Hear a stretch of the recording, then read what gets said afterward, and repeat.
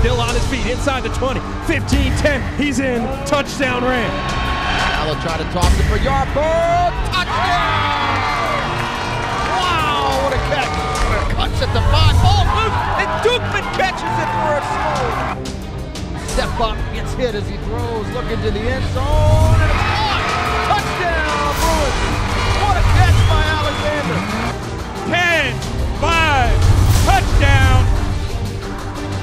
25, 20, 15, 10, 5, touchdown, A.J. Turner! And here come the Cougar Nation. Northern Region champs. The Gameday Broadcast Network is proud to present high school football. This exclusive broadcast is being powered by Integrated Sports Medicine and Physical Therapy. Get back in the game of life. Manhattan Pizza, now serving Ashburn, South Riding, and Leesburg with the best dang pizza in the world. Verizon Wireless, the official wireless provider of the Gameday Broadcast Network. Diamond Sports Training, train with DST Performance today. Bellator Sports Memorabilia, the premier sports memorabilia store in Northern Virginia. EndZoneCamera.com, the most efficient and affordable end zone camera system on the market. The Spine and Joint Health Center, offering patients superior, results-oriented care, proudly serving Northern Virginia with the finest spine and joint care. Quarterback University, take your skill to the next level and enhance your future today. By Max Muscle Sports Nutrition. Max Muscle, partners in health. Atlanta Bread Company of Sterling. Come for the food, stay for the culture.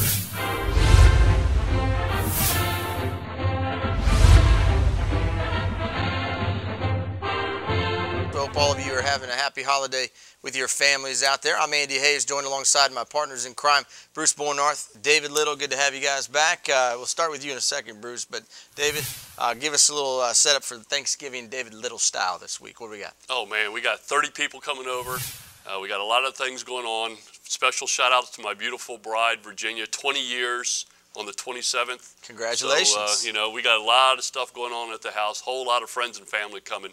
Looking forward to a big turkey day. All right, sounds good. And of course, football is part of Turkey Day. Brucey, you seem to like just the pie that your mother-in-law makes.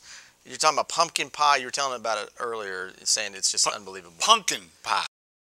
Pumpkin pie. It's down in the valley. Down the valley. That's valley speaking. We're not talking, you know, Sacramento Valley. This is pumpkin pie, and this is a real thing. She's scooping the pumpkin out of the pumpkin and making it into pie. It's enough to knock your socks off. And I'm going to tell you what, Andy, she would make you like broccoli. She makes this broccoli casserole That's hard to do now. that ought to be packaged. That's hard to do. I don't know that anybody can make me like broccoli.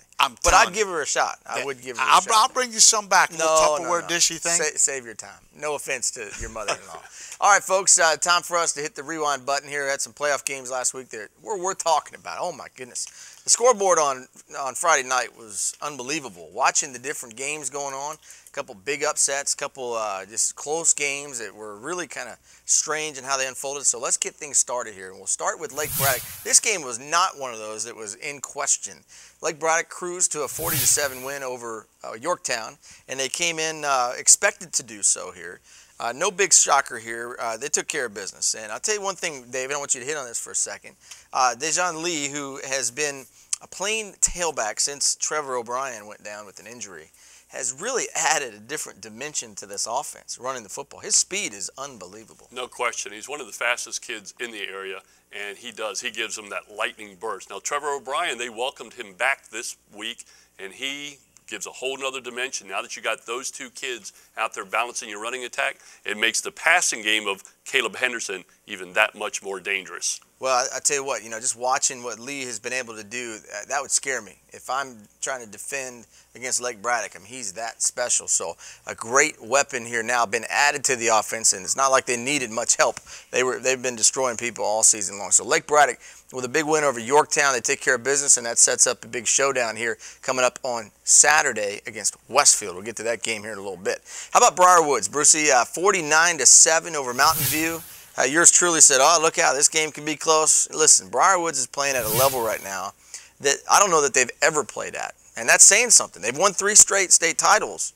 but I think this team might be playing the best they've played in the last 4 years under Charlie Pierce. What do you think? I would agree with you. You know, gone are some of the superstar names that are off playing Division I ball across the country, but this team, it's been fun to watch since week 1 of the season grow and mature to where they are now. There were questions at the beginning of the season, especially defensively.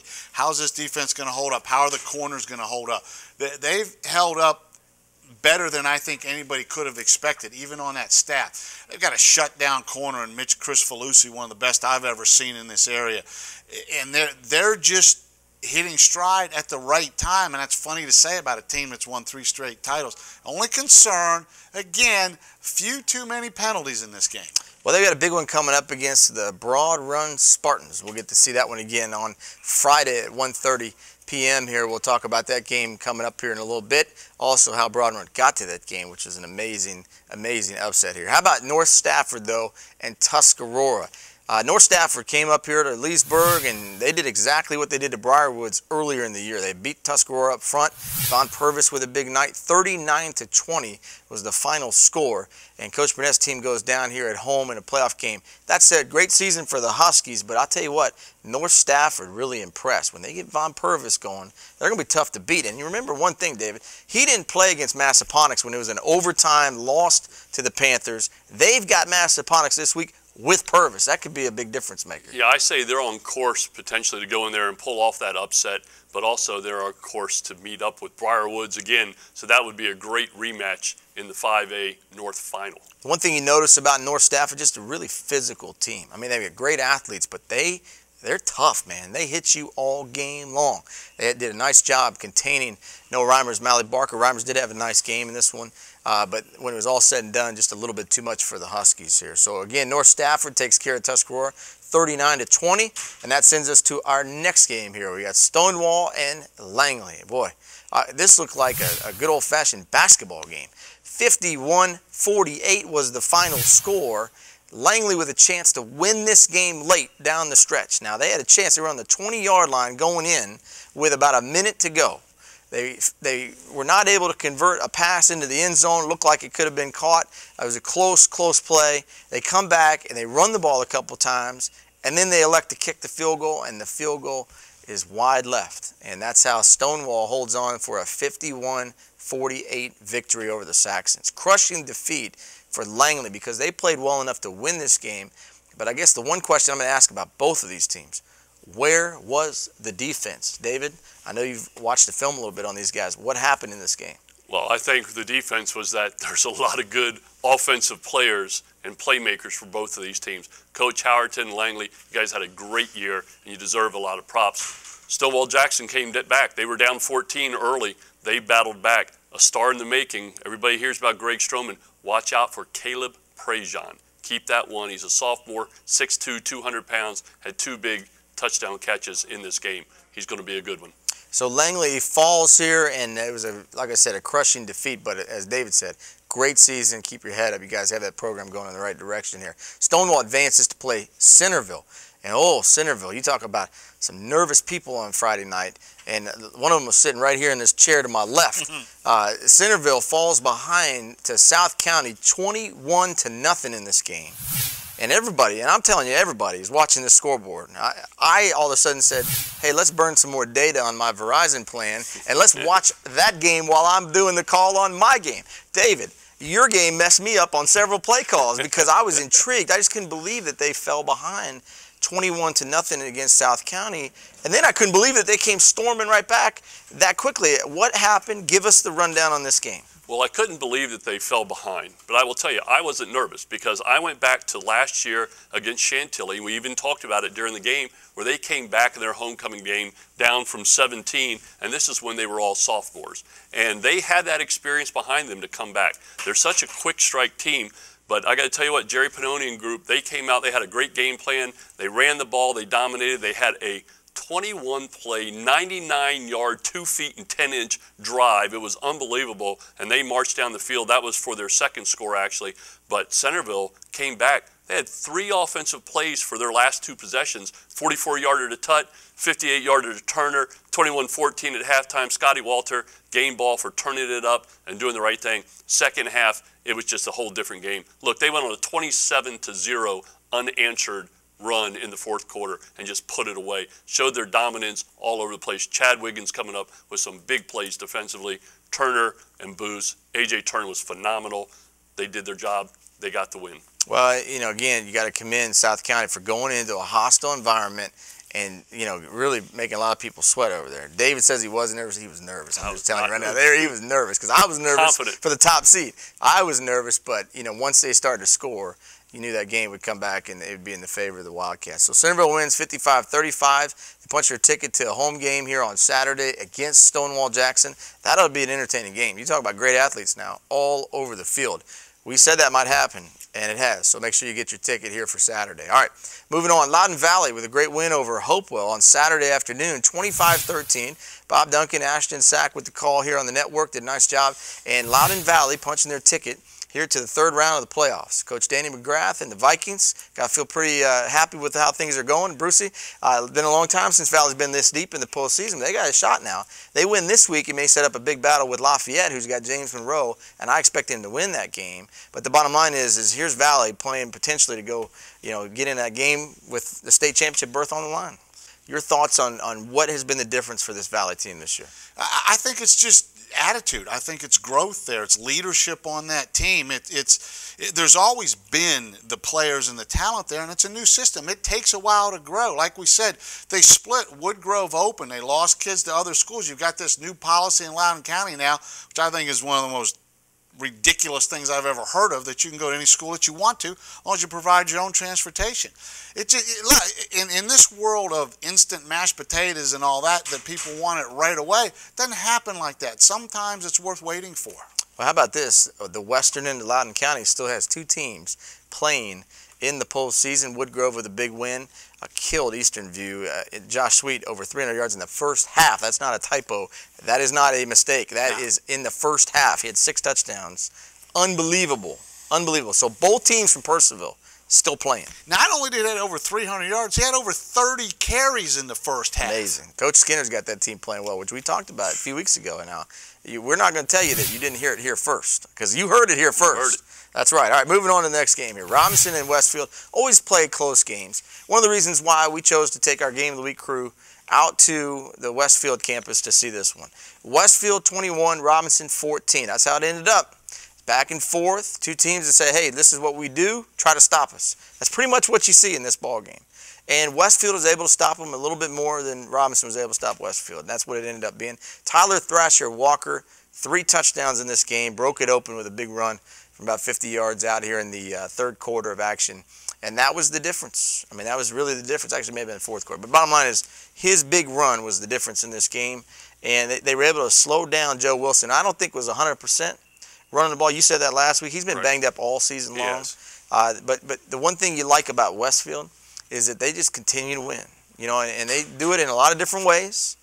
They lost to Lake Braddock earlier in the year, and they get another chance. And how many times have we seen teams get another chance at Westfield and knock them out? Now it's kind of coming back to where Westfield gets another shot at these other teams that beat them. This may sound crazy, but I'm glad for Westfield's sake that they're on the road. Right. Yeah, that was the problem last couple of years. We'll see if they have enough to beat Lake Braddock. We'll talk about that in our picks of the week coming up here. But now let's get to the game that stole the show on Friday night. Bruce Bornarth, David Liddle, Taylor Jensen, Andy Hayes, all of us guys up here sat up here and said, don't even think twice about this. There is no way that Broad Run will beat Stonebridge. It's not happening. It was a 3-score game the first time they played. Broad Run couldn't stop the run. They could not. There's no way that Broad Run can beat Stonebridge. We all said it, did we not? Why do they play the game? Now, here's the thing. Somebody forgot to tell Broad Run that they weren't supposed to win that game.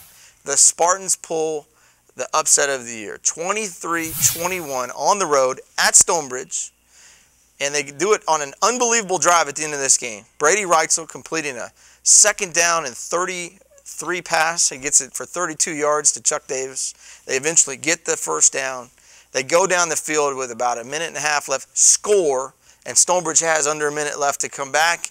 They made an effort at it, but the defense for Broad Run held Daquan Earl in this game. Unbelievable. And Broad Run gets their first ever win at Stonebridge. And you know what happens here? The rivalry grows. That's the number one thing that happens in this victory for the Spartans. Well, and also, Broad Run held the lead for a lot of that game. Then when Stonebridge was playing catch-up. And then late in the fourth quarter, Stonebridge took the lead.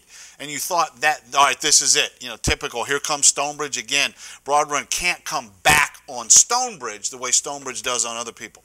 Not so fast there, partner. Look what happened. I know. And Bruce, to be fair, I turned David's game off because this was a 7 o'clock start, and I watched the ending of this one while I did my game on my phone, and then I went back to David's game. So, you know, the bottom line was this was an exciting finish, and you got to feel good for Coach Griffiths and the Spartans over there. Listen, they've been fighting and clawing at the door in this rivalry for years. In 2011, they had them. They had them right on the doorstep, 24-0, and they let it slip away. So you kind of feel like, you know, hey, maybe they get one back here a little bit, right? But this one's going to sting for Coach Thompson and the boys in blue because they were, I want to say they're looking past Broad Run, but they were certainly not playing their best football at the right time, and Broad Run took advantage of them, and you got to give the kids for Broad Run credit. They came after Stonebridge, and they played extremely well in this ball game. Dave, what do you think? Well, Brady Reitzel, great game, coming through with the winning score. Sammy Sergi, a big field goal to get him back through. But I think maybe Stonebridge was listening to this show, and maybe they were looking ahead, looking forward to that Briarwood-Stonebridge matchup finally. Will it ever happen? Yeah, that's a good question at this point. It's not going to happen for a long time. They got the Battle of Ashburn, but it's not the one people were expecting. That's right. And so now the question goes to, can Broad Run do it again? You know, and I don't know. I'm a little hesitant to say they can't after what I saw this past weekend. So let's pause for that because that's coming up in Inside the Huddle. Go ahead, Bruce. You always do this, right? When I'm about to end the show. I love doing that. It frustrates him to no end. Can I borrow your phone Friday? Yes, you can. All right, folks, we're going to step aside here and let Bruce toy around with my phone. And we'll be back with Inside the Huddle on Gameday All-Access right after this. Stay tuned. My name is Dr. Felix Yuskin, and both my wife and I own the Spine and Joint Health Center here in Fairfax City. I'm originally from this area. I grew up and went to Robinson High School. Played football for the Robinson Rams there, graduated in '91. One of the advantages that a student athlete has here is they always have, the parent that always has access to me. So here in our office we have access to, ultrasound, muscle stem, Russian stem, things to strengthen, take the inflammatory response out of the joint process for those athletes so that they recuperate much faster. At the Spine and Joint Health Center, we would like to be your team doctors so that we can go down this journey together, both on and off the field. The Spine and Joint Health Center, offering patients superior, results-oriented care, proudly serving Northern Virginia with the finest spine and joint care. When ice and rest aren't enough, it's time for you to call Robin O'Connor at Integrated Sports Medicine and Physical Therapy. Integrated Sports Medicine and Physical Therapy provides Loudon and Fairfax with the finest physical therapy around. Hundreds of high school athletes have trusted Integrated Sports Medicine and Physical Therapy to help them get back on the field. Don't let that injury go untreated. Call Integrated Sports Medicine and Physical Therapy today at 703-724-7474 or visit us online at integratedsportspt.com. It's where athletes go to get back in the game. Sims this time in the shotgun. This time he's faking. He's looking out deep. He's got a man open. Oh, and it's picked off. A.J. Turner at the 40. A.J. Turner cut back against the grain. It looks like he's going to pick up a block. A.J. Turner, I see a flag down. I don't know what this calls for me, but A.J. Turner with the touchdown for the Centerville Wildcats. McSorley sideline. Melvin Holland Jr. coming out of tackles. Melvin Holland Jr. to the house down the far sideline. There's the snap. Strowman's going to run with it himself. He cuts it up the middle. He's got the first down and more. Going down the sideline. 30, 20, 15, 10, 5. Touchdown Raiders! No flags on the field.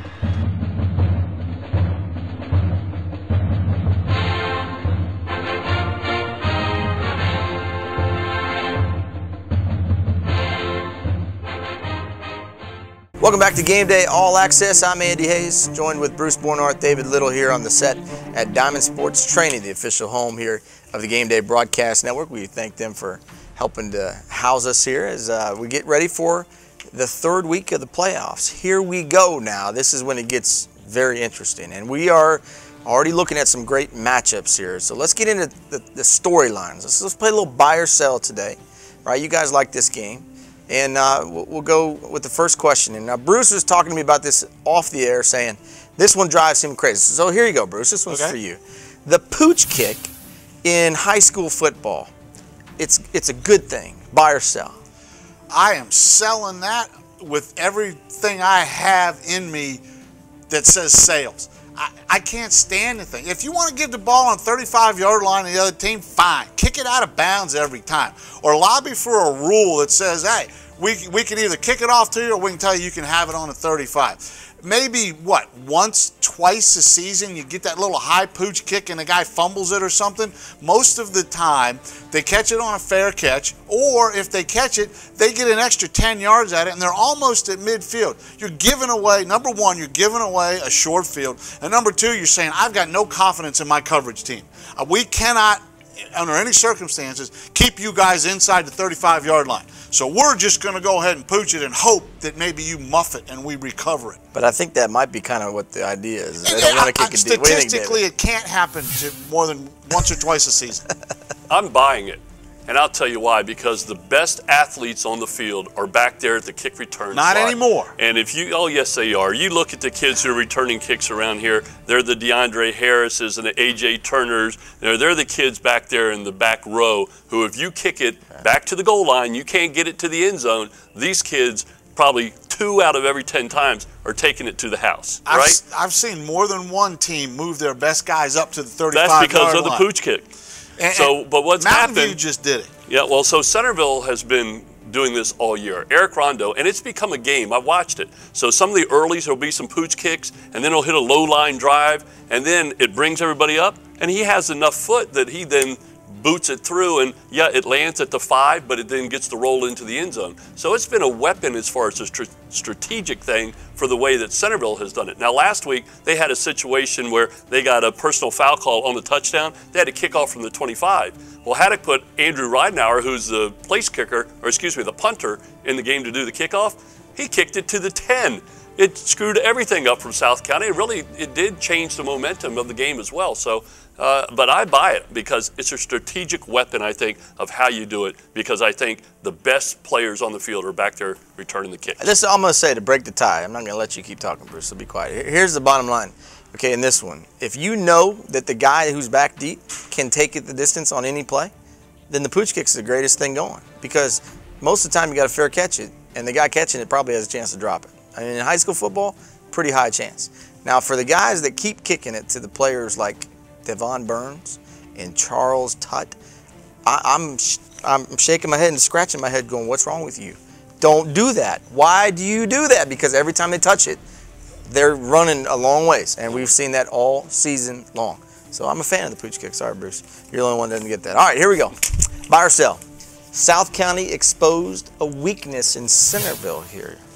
What do you think, Dave? Oh, yeah, I guess I'll buy this, but I think what they exposed is the fact that Tyler Love's actually not on the field, because Tyler Love is the run stopper in the middle of that Centerville defense. He has been cleared to play, and he will be coming back probably on some spot duty this week, but will certainly get back on the field full time for Lake Braddock. And it's a big difference when you lose somebody who a year ago recorded more tackles in a season than anybody in Centerville history, and you take that out of your run defense. So I think that was what they exposed. Also, I got to tell you, South County's offensive line did a great job. Number 50, Michael Peterson, he was responsible for getting out and sealing Chad Wiggins. And he did a fabulous job in the first half. And the second half, it broke down a little bit. They changed some assignments, and Wiggins was able to get free and cause some havoc, which he jarred 2 fumbles that resulted in turnovers where Centerville ended up scoring off of it. Again, it swung the momentum and swung the game around. And so did they expose it? I don't expect you're going to see many clubs to run that triple option. The turnovers were on pitches, so Centerville took advantage of some of the defensive pressures that they were able to put. First half, certainly, it looked like Centerville was confused, didn't know what they were doing with it, but give the South County offensive line a lot of credit on that. What do you think, Bruce? No. No. Just selling? I'm selling it because I think all that South County did was kind of poke the bear a little bit and kind of shake them up, because we've asked all season long, what's the one question about Centerville? What happens if they get tested? How are they going to respond if they get down? They went down, what, 3 touchdowns in this game? Right. Look how they respond and came back. All I can say is look out the rest of the state in the next 3 weeks, the way they responded. That question got answered. Now, go find me a weakness. Well, and I think that's a great point, because that is what we said was going to be the problem for them, is they hadn't seen any adversity. And so here they go. They're now trailing big in a ball game, and their season's on the ropes, and they come back. So now that's out of the question.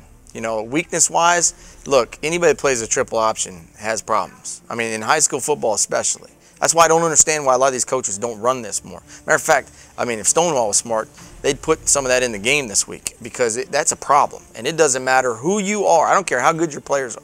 It will neutralize your advantages on defense. And that's what we saw with South County. And they've got good enough talent, they'll burn you. You make a mistake, and you're gone. So, you know, that's really the one thing that stood out to me in this one. All right, moving on here. After further review, buy or sell, the new classification of the schools here in Virginia has been a good thing. Bruce, are you buying or selling? Now, are you talking about the restructuring of the playoffs? So you just total restructuring of everything, yes. 1 through 16. Yes, I'm buying it. I like it very much.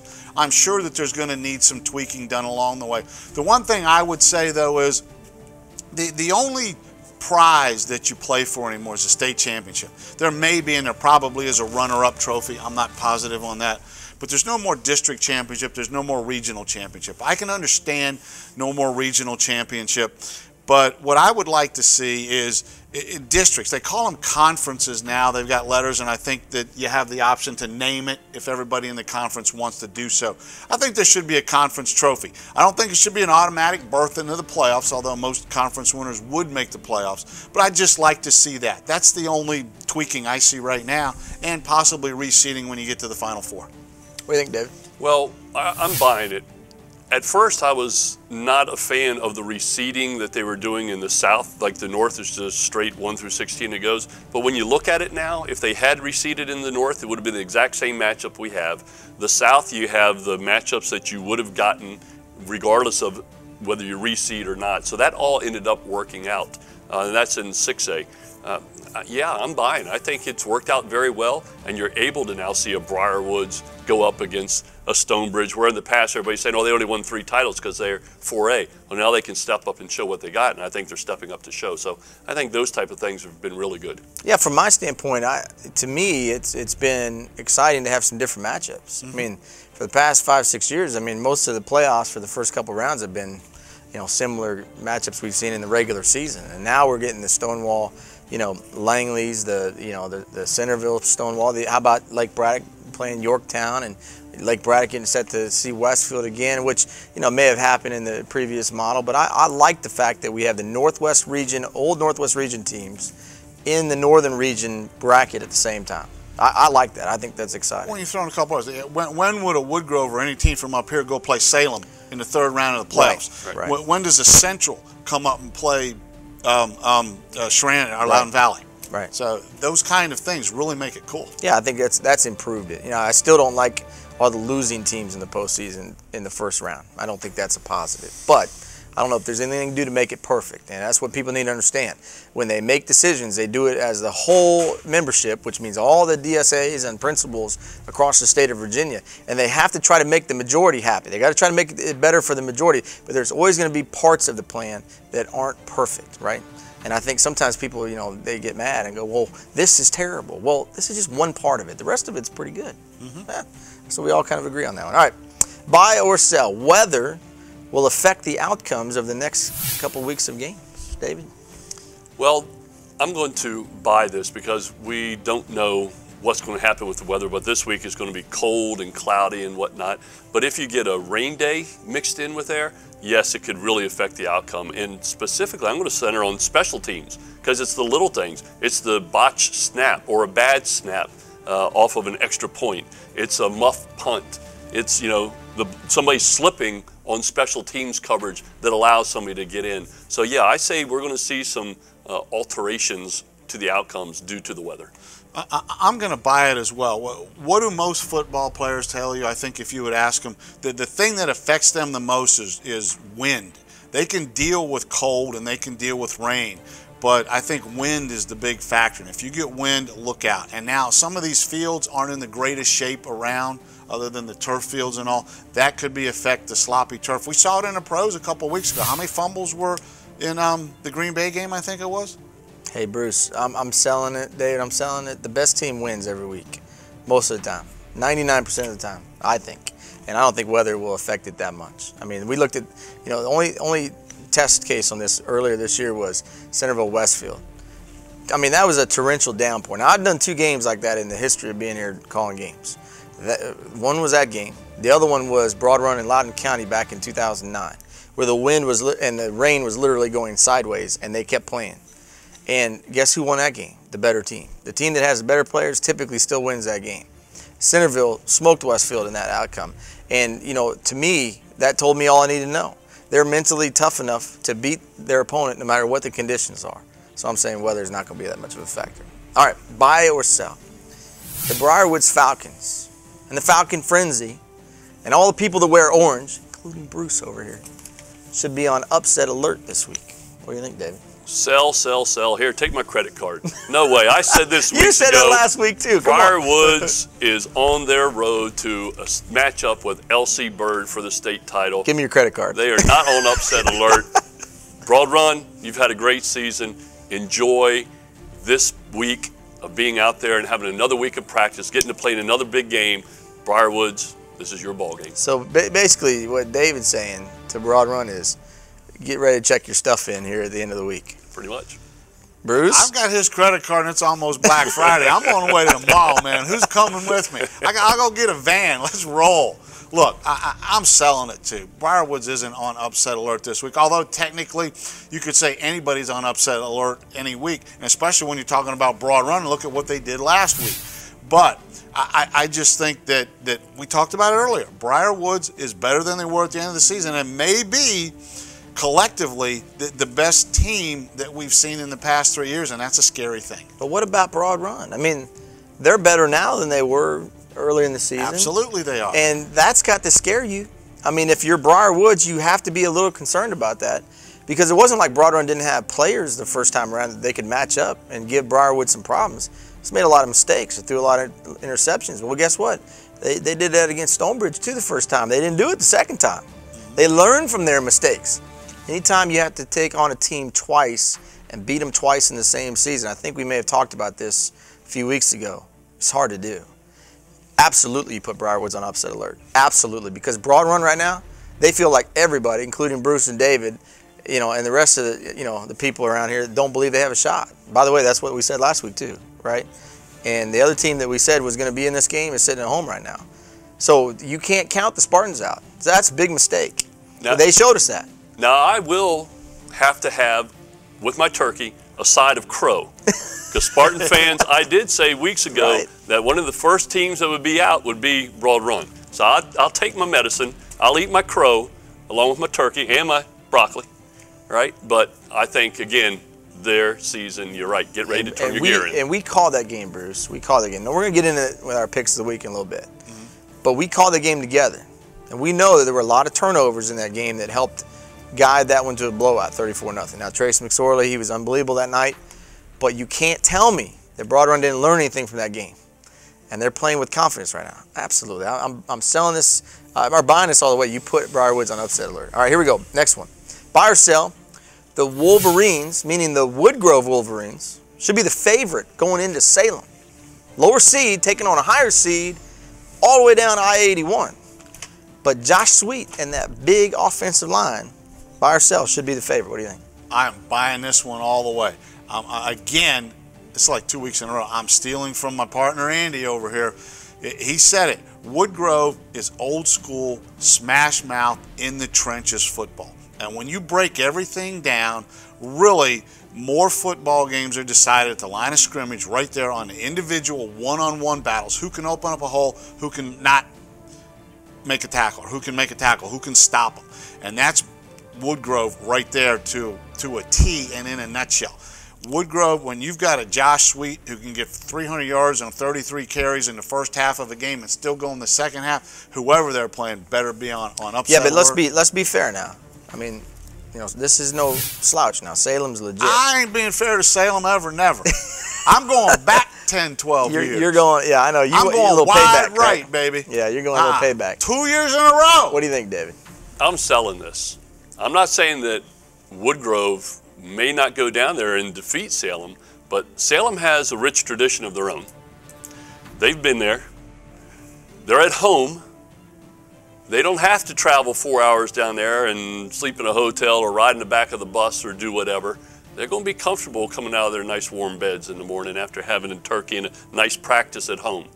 I like Salem as the favorite in this. I'm not guaranteeing Salem's going to be winning this, but I think they should be the favorite. Well, you know, Salem has some big boys too.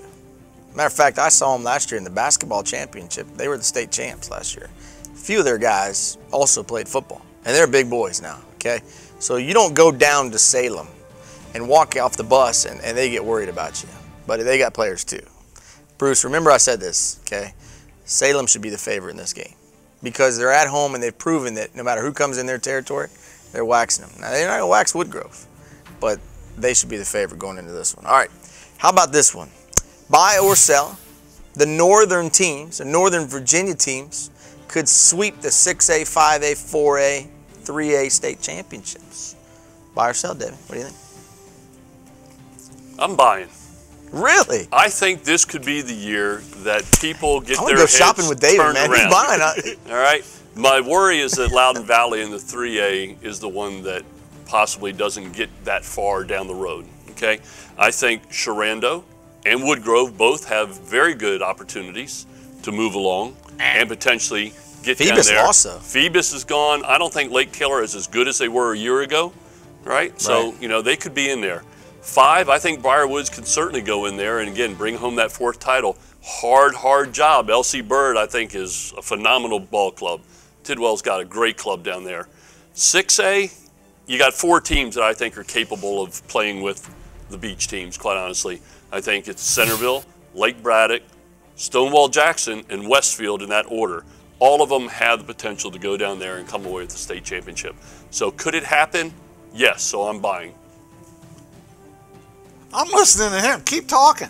I'm loving that. You know, you talk about convincing. There's a movie, The Great Debaters. That's you, partner.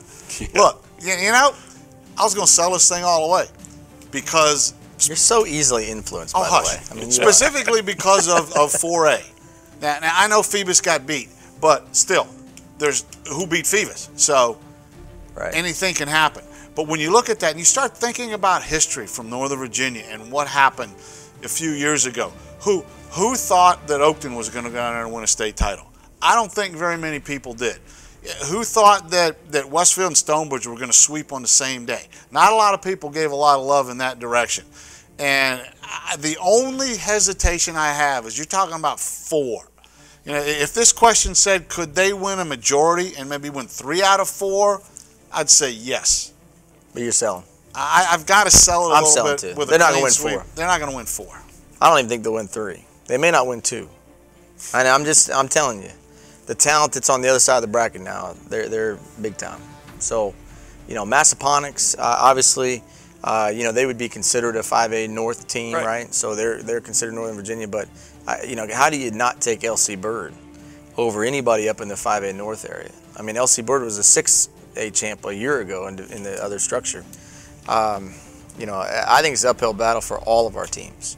And as much as we think, you know, Centerville and Lake Braddock are dominant, I mean, Oscar Smith, they're ranked like, you know, 4th in the country right now, are they not? Or 17th or something like that. I mean, they are insanely good, and we don't even know anything about them. So we're comparing, you know, our teams. We're not comparing them to their teams down the beach. They got to get past Ocean Lakes. And Ocean Lakes is ridiculous. I mean, I'm just telling you, I think it's going to be an uphill battle. So I'm selling. Sorry, guys. All right, and that's it for Inside the Huddle. Time now here for our weekly Spirit Battle, brought to you by the Atlanta Bread Company up here behind the Dulles Town Center. Go by and see our friends at Atlanta Bread. Get 10% off your lunch if you tell them Bruce Bornarth sent you over there. It's easy. Just tell them Bruce sent me from Game Day.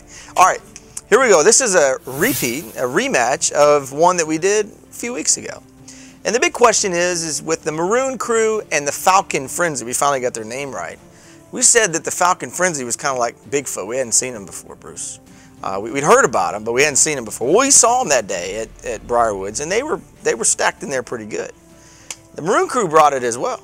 They drank a Red Bull and came to the game. So now you have round 2. The Maroon Crew's all jacked up, said, hey, Gameday, you going to be there on Friday? We're there. Are you going to be there on Friday? Are you going to be able to stay there on Friday? The last time you got booted out of the stadium there. What do you think here? What happens? I don't think there's any question here. This one is easy. This is no contest. What did Roberto Duran say? No mas, no mas. You know, I bow to greatness. That's exactly what's going to happen here. How many weeks have we been in the playoffs? This is week 3, right? Right? It's week 3. Count them. 1, 2, 3. That's about how many people I've seen in the Briarwood student section in each game. 1, 2, 3. Really? That's about it. In the past 2 weeks, empty. I mean empty. Nobody in that student section. You look down there and there's not one wearing colors either. The kids that are down there, they're not in colors. Broad Run, they might not win the game, but Broad Run is going to come in there and control the spirit battle. The Falcon Frenzy, I'm embarrassed to put orange on. You guys are fair weather fans, no shows, haven't been there in the past 2 weeks whatsoever. Broad Run is going to wax you. Wow, Brucey coming at his own people. David, what do you think? Falcon Frenzy, you just got called out to the max, man. I actually was thinking Mr. Briarwoods here is going to go with the Falcon Frenzy. Right. I'm going with the Maroon Crew as well because I think they just had the biggest win outside of the state championships in their school history. And for the kids that are there now, it was certainly the biggest win that they've had. They are going to be waxed. They're going to be out there. They're ready to show that, man, those game day guys, they got no clue who's going to win this game. We're going to show them, and I think Maroon Crew is going to show up. It's just a little ways down Hay Road and take that right on Belmont Ridge or left or whichever way you got to go there. But they're out there, and it's not that far from home. Thanksgiving weekend, they're here. Maroon Crew all the way. So you're taking school history was the first time we beat county. You're taking Maroon Crew, and you're taking Maroon Crew. And what did we find out the last time we called out the Falcon Frenzy? We said they didn't exist. They were like Bigfoot. Guess what? They showed up, and they were awesome. Right? Am I wrong? Yeah, but you But can't now this is a big game. This is a big game. You lose point. You got to lose style points for just picking and choosing. So you just automatically pick the Maroon Crew because the Falcon Frenzy only shows up to some football games. Otherwise, they go to hockey games. Yes. Is that what they do? Because I know what they do. Well, they go to hockey games. That's what it is. Listen, I'm going to take the Maroon Crew as well because you can't just all of a sudden show up at one game and disappear for other games. I mean, the team that has the spirit battle, advantage every week is the team that brings the most fans every single week of the season, and that's Broad Run in this matchup, the Maroon Crew. Now, the only thing I have to say to the Maroon Crew is keep it tasteful and stay all 4 quarters. Don't do anything to get you booted out of the ball game. All right, that's it for our spirit game and spirit battle here. We'll step aside for a quick break. We'll show you the top 10 plays from last week here on the Game Day Broadcast Network in round 2 of the playoffs. When we come back, it'll be time for our picks of the week. Next on Gameday All-Access. Stay tuned. The top 10 plays of the week on the Gameday Broadcast Network are proudly presented by Verizon Wireless, the official wireless provider of the Gameday Broadcast Network.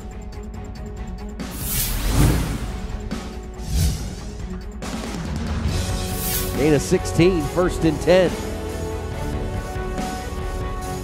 Counter action, Reimers, big hole in midfield.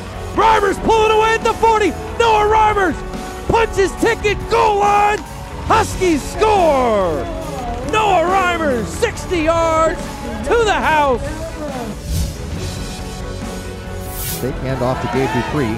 Tobias Taylor back to pass. Coming over the middle, intercepted by number 6, Marcus Oden for the Vikings. He's still on his feet.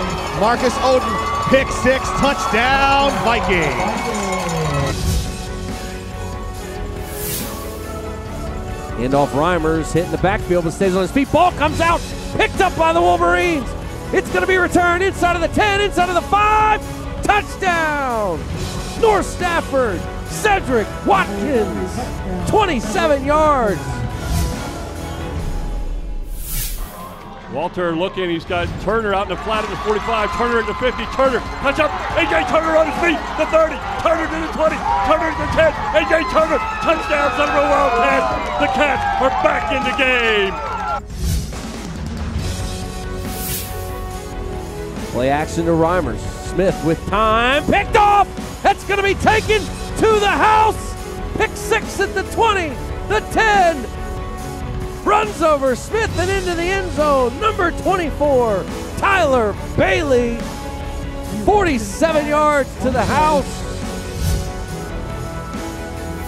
With 8:42 remaining. They're down 3 scores, Tim. And they give it to Purvis once again. He finds an opening this time. There he goes. He changes one direction. There he goes. 40, 35, 30, 25, 20, 15, 10, 5. Touchdown Raiders. Javon Purvis uncorks a big one when the Raiders needed it most. And no flags on the play.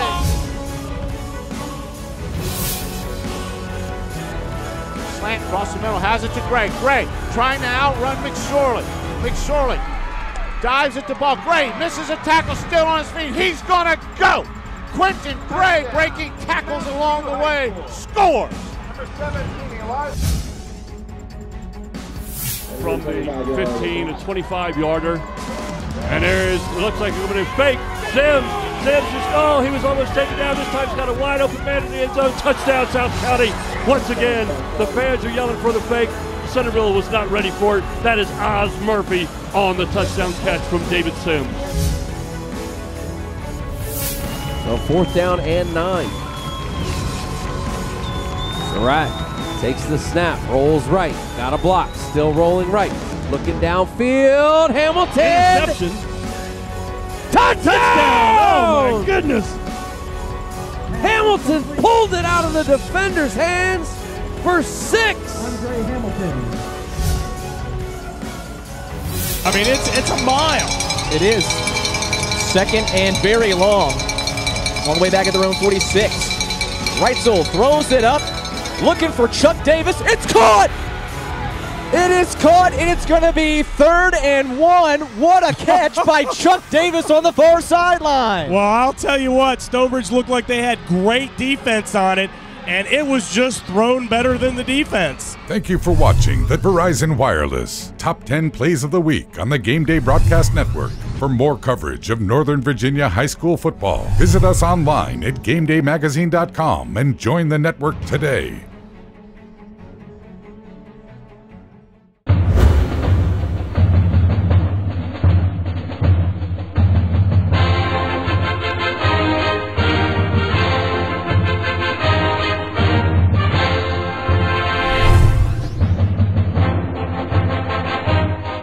For us, we have my oldest son. We have 3 boys who've come through here. My oldest is 13, so we've been started coming to the camps probably about 7 years ago.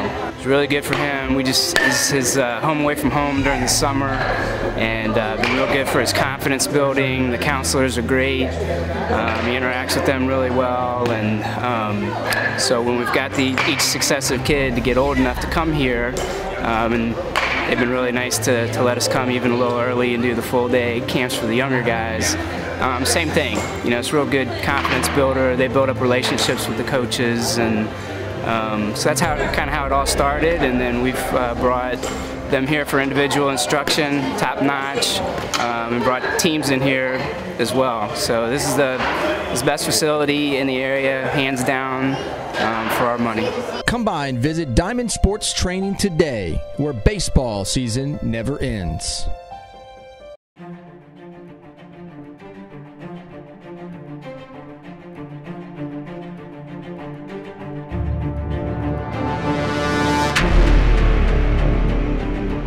We welcome you back here to the set of Gameday All-Access and hope you guys are having a great Thanksgiving holiday with your families out there. Andy Hayes, Bruce Bornarth, David Liddle.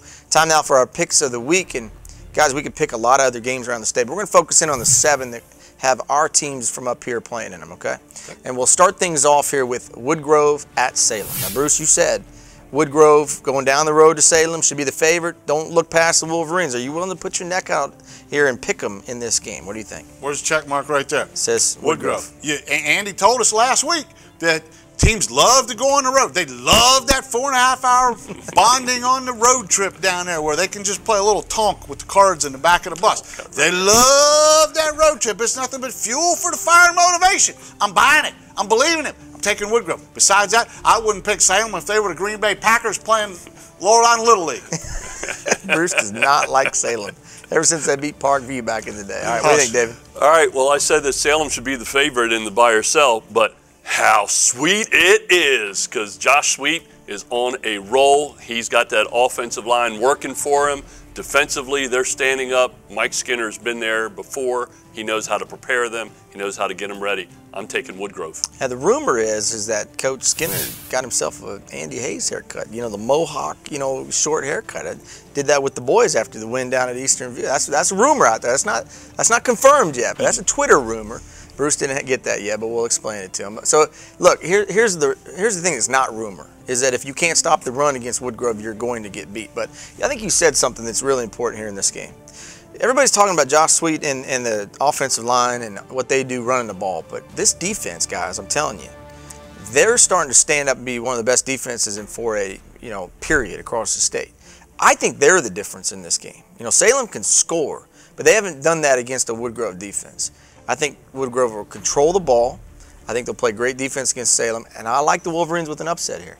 This will be an upset because Salem is a good football team. But I like the fact that Woodgrove is playing the way they are right now, defensively. That's why you take them. All right, North Stafford at Massaponax. Here we go, round 2 in this one now. First game, no Von Purvis for North Stafford. We saw what he did last week against Tuscarora. This guy is one of the premier tailbacks in the state of Virginia.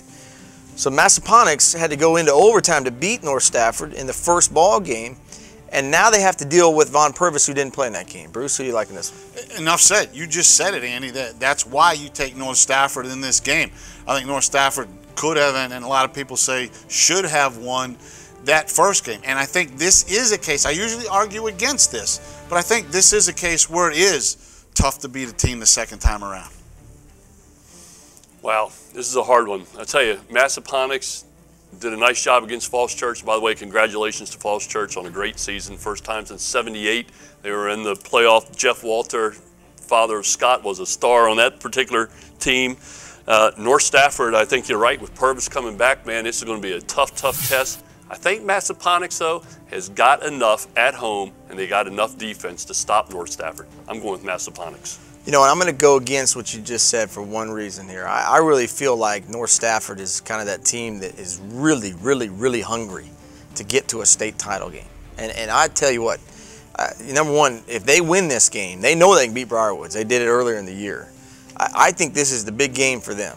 I think they get past this one. I think they're going to come up here with a whole lot of confidence, potentially, and see a Briarwoods team or a Broad Run team. But here's the bottom line. The difference in this game is Von Purvis. He changes the whole ball game. Massaponax struggled with North Stafford, running the football against them in the first game.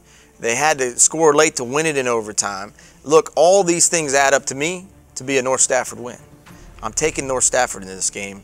Upset of the top seed in 5A North. All right, here we go. Central at Loudoun Valley. This game's set for Saturday up at the stadium there at Loudoun Valley High School. You've got the Vikings playing at home, playing well right now.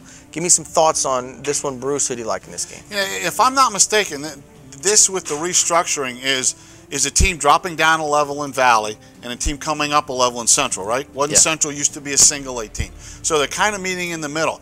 And I like the momentum and the way and the direction that Valley's going. I'm going to be a homer and take the Vikings.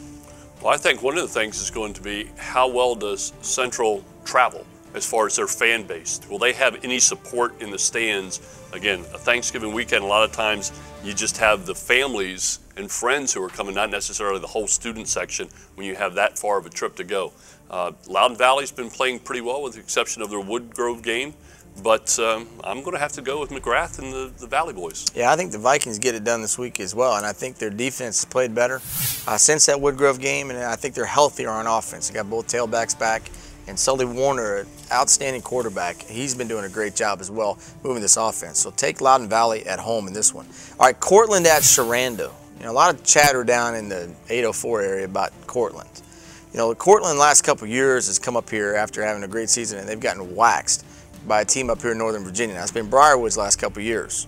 Now they get Sharando, who has proven so far to be the bully of 4A North. You want to ride into Arrowhead Stadium feeling good about yourself, you're going to walk away with your tail tucked between your legs. That's how it's gone for everybody. Does it happen that way this week? No, No, you know, that's my point exactly on this game. We've watched Cortland come up here with all these high hopes and high and mighty, and the buses follow them in there, and we're going to come in there and just wax you. It hadn't happened. It's not going to happen now. There's nothing to lead me to believe. I've seen the Cortland of the past couple of years come up and play. And I have to say this, I don't think they can come up here and compete. They may be able to compete in their own backyard, but they're not going to compete at Arrowhead. So you're taking Sharando. Who do you like, David? I like Sharando all the way in this. Again, I like the home field advantage in this one. I think they have a big home field advantage. You got the horse coming out there. You got all the fun stuff that they do, and it gets the crowd going. And I think this is one that the home field advantage in the crowd is worth a few points. I think Sharando is playing good football. It's their ball game. Yeah, you guys said it best. You don't pick against Sharando at home here in this ball game. Cortland's not proven in the past few years that they can win a big playoff game. This is a big one. They lose this one to Sharando. All right, Stonewall at Centerville. Here you go. Fastest team on turf. The greatest show on turf against maybe the second fastest team on turf, right? Stonewall and Centerville getting ready to light it up here on Saturday. Who do you like? Well, you're going to see a lot of athletes on the field in this one, and it's not just the skill position guys. You're going to have big guys in the middle who can get out and block. You're going to have linebackers who can run. You got tight ends who can catch and block. The quarterbacks are great. This is a tough one, but I think Centerville probably had the best dress rehearsal that they could have had for this Stonewall club in South County against that. I think they learned a lot. I think they probably humbled themselves a little bit. I think their practices this week are going to be sharper, and I'm taking Centerville at home. Look, here's this game in a nutshell. Look what Stonewall did to Langley last week. Now, Langley, this isn't your father's Langley team. This is a legitimate Langley team. But Stonewall allowed Langley to score 48 points. If you're a championship team, this is what is now the old regional championship round. We're in week 3 of a 5-game tournament. So we're getting down to the big boys here. Now, you better, if you're not ready to run with the big dogs, you better stay on the porch when it gets to this level. Stonewall, 1, can't outscore Centerville, and 2, they can't stop Centerville. So I'm taking Centerville. You know, they can't stop them. That's the key thing, because as good as Langley is, and I'm not taking anything away from Langley, but offensively, Centerville's way better. They're way faster. They got way more weapons. So you take that into consideration, and Stonewall gave up 48, as you said, to Langley. They're going to have a hard time stopping Centerville. But I think Centerville's going to have a hard time keeping them in check, too. I mean, Greg Stroman, I'm telling you, he's dangerous. He's the real deal. And he's a guy that can change this game in a hurry. But defensively, Centerville's better. So that's where the weighted scale starts to lean toward the Wildcats a little bit here. So take Centerville at home. Don't be surprised to see it be a higher scoring game, though, based on the fact that that offense from Stonewall can get it done. All right, moving on to the next ball game here. You talk about, putting your big boy pants on now. Here you go, Westfield at Lake Braddock, round 2, right? And Westfield walked away from that first game feeling like they could have won that game.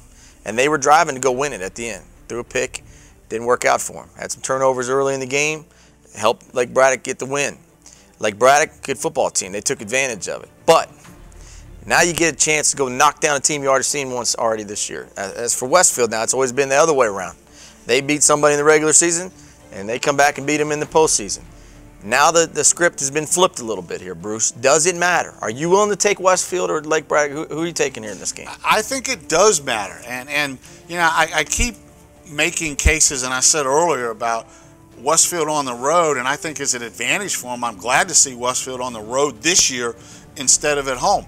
And I kept saying Lake Braddock, Lake Braddock. But the more I think about it, the more I look at what happened last week, I thought Robinson was as good as anybody right now going against Westfield. I thought Westfield was kind of struggling, and maybe not the Westfield of yesterday. I've convinced myself, this is my flip-flop show. I've convinced myself to take Westfield in this game. Bruce, you picking the upset here. What do you think, David? Well, I'll tell you, first off, for Lake Braddock, they're going to miss Dwight Lomax. And Dwight, if you're out there listening, man, best to you. He had a serious injury that ended his season and his career here at Lake Braddock as a high school player. They're missing some other guys defensively as well. 3 names for Westfield: Tyler, Thrasher, Walker. If they can't stop him, Lake Braddock's going to be in for a long day. On the other hand, Westfield didn't throw the ball at all last week against Robinson. I don't think they threw one time. That's right. And if they have to come back late in the game, I think it's Lake Braddock's game to have if they're forced to throw. However, This is a tough one, but I am going to go with Bruce. I think Westfield's going to walk in there and pull off the upset. Do you really? Both of you guys taking the underdog here. No kidding. Wow, I guess I'll have to be the one guy that says shame on you for looking past what the Bruins have done all season. Look, I mean, I can't say I haven't doubted them a little bit. I watched South County go up and down the field on them a little bit. But I think you said something that's really important. Westfield's offense has not proven to be prolific throwing the football. So if the game is the way they want it to be, where it's hey, we're ahead by 7 and we're running the football and you can't stop us, well, then they got a shot. But if Lake Braddock scores quickly, which they typically do, and they score at will most of the time offensively, if they've got the lead, Westfield's in trouble. I mean, they have not been able to throw the football enough this year, in my opinion, to go into Lake Braddock and beat Caleb Henderson and that team. So I'm taking Lake Braddock. I do think it'll be a great football game. Won't be surprised one bit to see Westfield win. But they're going to have to dictate the tempo of the game. They're going to have to make sure it's like the Robinson game, where they're ahead in the fourth quarter by 7 and Lake Braddock's playing catch-up. Because if it's the other way around, it's over early, fellas. That's all I'm saying. All right, here we go. All right, moving on to our last game here. Now, we've talked a little bit about, how Broad Run should have Briarwoods on upset alert. We're going to find out if anybody's willing to put their money where their mouth is here. Bruce Bornarth, you said no way. Briarwood's playing at all-time high level. Broad Run's got no chance. Spartans, get ready to turn your gear in on Saturday. What happens here, Bruce? There you go again. Every time you're a Broad Run alum, I would have thought you would have played that a little bit. Every time somebody disagrees with Andy, he goes on the mountaintop, and there's just no middle ground with this guy. Everything is in extreme. See, he doesn't connect. Logically, it doesn't work with him sometimes. Right. I don't have any logic. It's like, just because you may pick Briarwoods means you hate Broad Run, and Broad Run stinks. That doesn't necessarily equate and have to be the case. I'm not going to put a lot of analysis in this thing. I'm very proud of the Spartans and what they have done. Can they win this game? Absolutely. That's why they play the game. Do I think they will? I don't. I don't need to analyze it any further than that. I'm taking Briarwoods. Well, we expected you to do that. I just had to make you look bad for a couple minutes. Go ahead, Dave. You just want to torque me up a little bit. Well, you're a Broad Run alum. I would have thought for sure of all the teams that you would have jumped on a upset alert bandwagon, that'd have been yours, man. You'd been drinking the maroon Kool-Aid. Oh, yeah, I forgot. No, you drink orange Kool-Aid. My bad. Go ahead, Dave. What, you can't drink both? Well, you don't, though. You drink one. All right, this is easy for me. Commodore McSorley, legacy, 4 potential state championships on his resume. I don't know if there's ever been a quarterback in the state who's walked away with 4 titles. I think I've been saying it. If you haven't listened or you haven't watched, go back for the last 3, 4, 5, 6 episodes. I've been saying Briarwoods is going to the state title game. Briarwoods walks away with this one. You know what, last game that these two teams played, McSorley would not let him lose. I mean, he took over right from the start. What we saw was defensively, Briarwoods had a plan for Broad Run, and they dominated that football game. But I think this Broad Run team's a little bit different in one sense. If they have success early, this is going to be a game. I mean, I really believe that. If they don't have success early, this is going to be another blowout. It's that big. You talk about me being extreme. There is no in-between on this one. There is no, Broad Run scores, Briarwood scores. It's not going to go back and forth. I think it's going to be one way or the other. I think if Broad Run can stay in this game in maybe the first quarter and a half of this game, I think we're going to have a great shootout at the end. But I think Briarwoods defensively knows how to defend this team. And we'll find out a little bit here on Friday. But I like Briarwoods at home. They're the favorite. You got to take them. The guy is going to bet on this one all day long that Briarwoods is going to win. But, and this is what the team wearing maroon and gold told us last week, it doesn't matter what we say. It doesn't matter what Bruce says. It doesn't matter what color Kool-Aid he drinks. It does not matter. If you put 4 quarters together, you can go on to the next game. So I'm not going to be shocked after what I saw at Broad Run that they give Briarwoods all they want. I'm still taking number 7 as the difference maker here in this one. And that'll round out our picks of the week, folks. Hope you've enjoyed it. Don't get mad at us if we didn't pick you. Just prove us wrong. Hey, that's the way it works. As always, you can tweet us at GBN Mobile. Tell us what you think of our predictions here. We'll find out if they're right here on Friday and Saturday. All right, time for us to step away. Quick break. When we come back, Game Day Mailbag's coming up here. A couple questions here. We'll answer them right after this.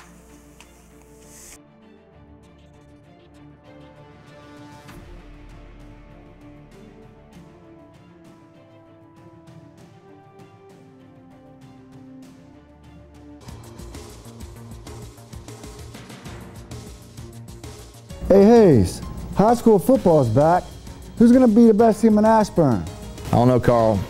I'm not touching that one either, buddy. That's highly controversial right now. Hey, didn't you win a Picks of the Week last year? Yeah, that's accurate, Carl. Hey, it's hard to be a champion. I'm working hard in the offseason here to repeat this fall. Hey, I heard a rumor that your producer, Helene, is the one that wins that every year. You know what they say about rumors, Carl? Only some of them are true.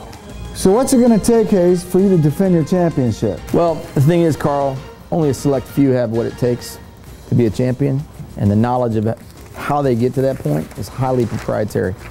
I can't share that with you. Yeah, whatever. High school football fans, don't miss Gameday All-Access each week online at GameDayMagazine.com. Dive into the area's best storylines and break down the biggest games to get you ready for the Friday night lights. Gameday All-Access, weekdays online at GameDayMagazine.com. There's only one Game Day.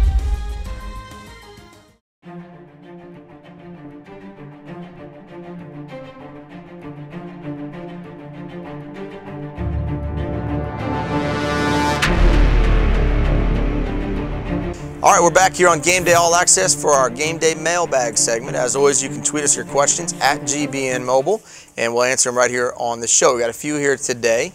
People are busy getting ready for Thanksgiving, so we didn't get as many, but that's all right, Bruce. So here's one you can jump on. Ready?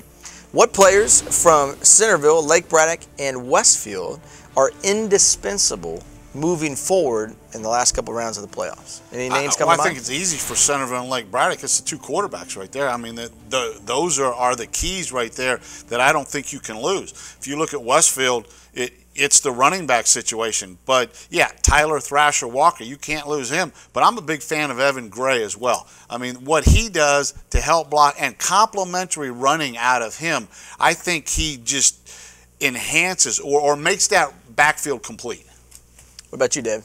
Westfield, Tyler Thrasher Walker, no question. He is the motor of that team. He's the leader. He's the one. Lake Braddock, I agree with you. It's Henderson. I don't know what they would do without him back there steering. Centerville, yeah, Scott Walter would be a big one, but I think the indispensable guy for Centerville is the center, Josh Smith. Josh Smith, they do so much with the center. They pull, they trap, and he also plays defense. He's a big part of that defensive line, and he's a real key for them in getting things done. Scott Walter would be a big loss, but again, if Farrick got in there, I think he showed a couple weeks ago in a tough situation in the goal line. He hit a strike to Charles Tutt. He can throw the ball. He's a smart guy. I'm going with Josh Smith on this one. Let me flip the answer here to defense. Okay, you guys talked about the offensive guys. We'll start with Westfield. Okay, defensively, James Gibson. Hey, he's such a big guy in the run game, stopping the run and helping in the pass game. Like, you took him out of the equation, that would really expose Westfield against Lake Braddock. So he's a guy that's indispensable. Moving to Centerville, Chad Wiggins. I mean, there's not a better defensive player that I've seen all year. And you take him out of the equation, and Centerville's a totally different team on defense. There you go. And then finally, I think when you talk about Lake Braddock, we talked about Dwight Lomax being out. You know, they won without him this past week. But the other guys that I think you have to look at here is Dejan Lee at corner. I mean, he's a guy that plays against the best receivers every week. You take him out, and what does Charles Tutt do against a team like that without a great cornerback? You know, that's a guy you have to circle here. He's been a key impact guy. So those are guys moving forward. And then in special teams, I'll just say this one guy, Devon Burns of Westfield. Coach Simmons has done a great job of finding ways to get him the football because he's that great of a player. I mean, if he has the ball in his hands, I'm telling you guys, he's so fast. He makes plays every time he touches it. So if Westfield didn't have him as an option in special teams or on offense, they would be in trouble there. All right, moving on to the next question here, and this one is from VA Buckeye 6. The last one was from Old Rock and Roll, so sorry we didn't get that in there. I think I like that guy. VA Buckeye 6 says, what effects will the winter weather have on each team left, and who does it benefit, who does it work against? So we answered this a little bit about will the weather affect the outcomes of games. David, talk about maybe a team or two here that would benefit from cold weather or windy weather, or maybe then who would it hurt? Well, we'll stay on the Westfield bandwagon for a second here. I think it really helps Westfield on a cold, blustery winter day. Again, they don't throw the ball worth a darn anyway, so it doesn't really matter if they got a passing attack. It's going to be their run game, and it's going to be the guys in the trenches getting down and dirty, and they like it. They'll go out there with their short sleeves with no covering on. They love that stuff. Who does it hurt? I actually think Stonewall Jackson would be one that would be really affected by a really bad rain, snow day out there. Strowman does just enough in the passing game to keep the run game really alive for them. And if you take that away because of the elements, I think that really puts a damper on what they could do against Centerville. Brucey, let's go 5A. What do you think here? Well, I was going to jump on his bandwagon a little bit, but that's all right. We'll go 5A. Look, I'm even going to go throw some 4A in there too, because the first team that came to my mind here is Woodgrove, just because of that smash mouth football as a benefit. Doesn't matter what the weather is; they don't care. Bring it on. The worse it is, the better it is for them, because they're just coming downhill like a road grader right at you. So I think that the #1 team that bad weather would benefit would be Woodgrove. And I got a list here of others, and I'm going to jump categories. Broad Run, Briarwoods, and Centerville. Because what's the common factor among most of the teams that are left in the playoffs? They like to run the ball. Yes, they can throw the ball, and they're very prolific at it. But when they have to, they can run the ball over and over again and be extremely successful, even without having to complement that with the passing game. I think the one that it does hurt is Stonewall Jackson. I think he's right because it negates some of that speed and athleticism. I think the team that I think would really have a hard time in a game was just all about playing in a phone booth because of the weather, and that's Broad Run. I don't think they want to do that. They want to get their athletes out on the edge. And I even think Briarwoods kind of feels that way too. They don't want to just run the football. They haven't beaten up anybody just running the ball over the past year or so. So in my opinion, those two teams don't benefit from a bad weather game. Now, to me, Centerville showed me earlier in the year that doesn't bother them. So I don't think that affects them at all. Westfield, it could affect. They did not play well in that rain game that I saw. They also were playing against the Centerville defense. No, I know. But, I mean, ultimately, you know, they did not play well compared to how they played the rest of the year. And so the outcome of that one, should it be 28-0? I mean, it probably would have been a blowout anyways. But I think Westfield would have played better if the weather had been better that night. So, I mean, I think it affects them as well. And then you got to assume Lake Braddock. I mean, Lake Braddock throws the football. You know, can they throw the ball and run their offense with that zone read in bad weather? I don't quite know. I don't know if that's going to be something they do well either. So we'll see. All right, moving forward here, here's a question that came in from Mark in Chantilly. He said, why don't more teams run the triple option? It worked so well against Centerville last week. Great question. I'm asking the same question myself. Brucey. Where does the triple option start and begin with? Starts with the quarterback. Exactly. Right. You've got to have the quarterback, and not a lot of teams have that elite quarterback that can, one, physically, and two, mentally grab a hold of that read option. I think that's the whole key right there. You've got to have the personnel to run it. You've got to have that quarterback. I still think of all the teams that try to run the spread, that don't really have spread personnel, I don't understand why they don't line up and get some option in their game. I really don't. I feel like it's one of the great plays in the book. And I didn't always feel that way. But the more I watch high school games and the more I watch teams struggle to defend against it, and not only just high school teams, but college teams as well, I'm shocked that more teams don't run the option. Well, I think one of the things is the pitch relation between the quarterback and the pitch man, for instance. And, you know, David Sims was great. I mean, he was a magician with his ball fakes, but what eventually got them was some poor pitches that, again, resulted in some turnovers. And I think that's a big element. It's one of the things we actually focused on as our key early in the game, in the pregame, is that if they had problems with that pitch, that could cause havoc. And I think that's one of the things. It goes back. You got to have an athlete back there that can handle it. You got to have somebody who can be a decision maker and do it. And I think the zone read has actually taken over some of that because they can throw out of it a little easier than you do out of the triple option. So I think it's kind of a next generation really on the triple option. I still like that old school Massaponax offense, man. And nobody wants to see it. I mean, it scares everybody to death as a defensive coach because they know if they get out of place on one play, they're gone. I mean, they're gashing them. And you wait. I'm telling you, if Massaponax and Briarwoods play, that's going to be a really interesting defensive game for Charlie Pierce and that crew because they haven't seen anything like that. You know, Stonebridge had to see it a few years ago. It is dreadful to have to prepare for. And one other point along that as well, coaches are creatures of habit. They are system guys. Coach gets in a system, and he loves his system. And this is one that you have to have special athletes run. If you don't have that kid, then you got to turn around and run a whole different system now until you get that kid again. So you're telling me that maybe for 3 years we're not going to run it, but now we got a kid that can run it, so we're going to go back to it.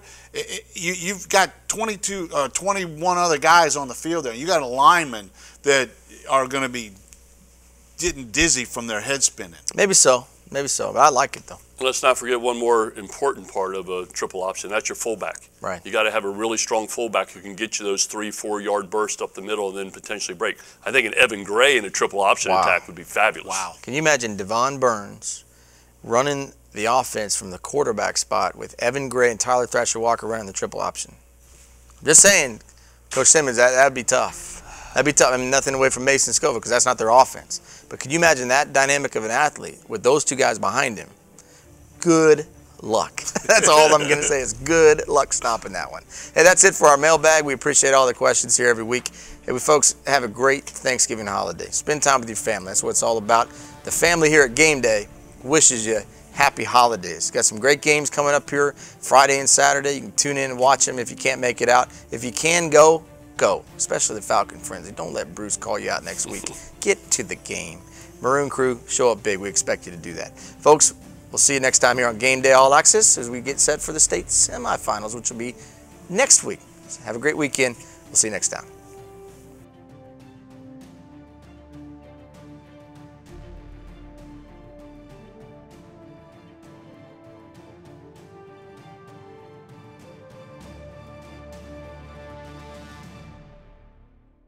The Gameday Broadcast Network is proud to present high school football. This exclusive broadcast is being powered by Integrated Sports Medicine and Physical Therapy. Get back in the game of life. Manhattan Pizza, now serving Ashburn, South Riding, and Leesburg with the best dang pizza in the world. Verizon Wireless, the official wireless provider of the Gameday Broadcast Network. Diamond Sports Training, train with DST Performance today. Bellator Sports Memorabilia, the premier sports memorabilia store in Northern Virginia. EndZoneCamera.com, the most efficient and affordable end zone camera system on the market. The Spine and Joint Health Center, offering patients superior, results-oriented care, proudly serving Northern Virginia with the finest spine and joint care. Quarterback University, take your skill to the next level and enhance your future today. By Max Muscle Sports Nutrition. Max Muscle, partners in health. Atlanta Bread Company of Sterling. Come for the food, stay for the culture.